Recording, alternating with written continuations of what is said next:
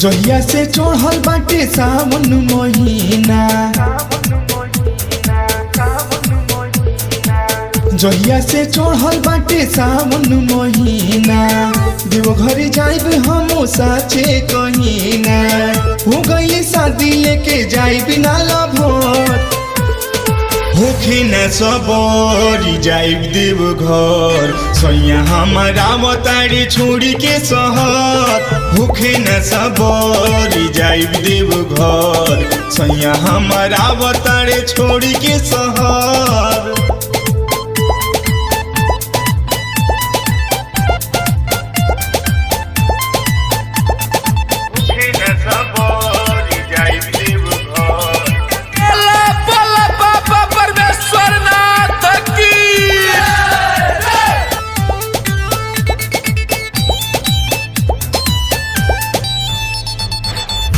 अम्मा जी के साथे साथे देवरू के संग लिया के, सुनर कनिया मांगब हमहू भोला जी के जलावा चढ़ा के, भोला जी के जलावा चढ़ा के। जल सुलतानी गंजी से उठाई चढ़ाई चढ़ी सुइया के, सब जानो तटे महिमा महान बिसिया वैया के।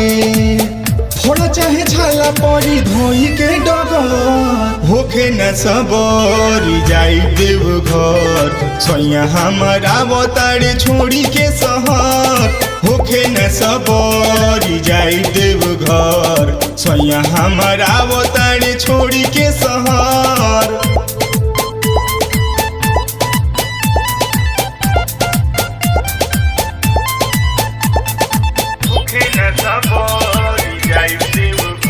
बोला बोला शंकर भगवान की।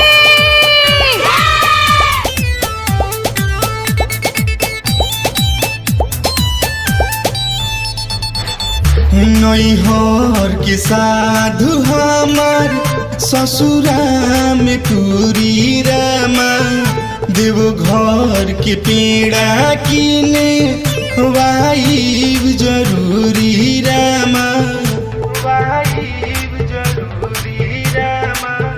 रामे होखे चाहे कतन कालेश, दिनेश संगे हंसत चलब। बाबा हरिली है सभे परेशानी, दिवाकर संगे बोले बम बोलब। काटली है रास्ता भुआली लमहर, होखे न सबरी जाइब देवघर। सैया हमारा बताड़ी छोड़ी के शहर, होखे न सबरी जाइब देवघर। सैया हमारा बताड़ी छोड़ी के शहर।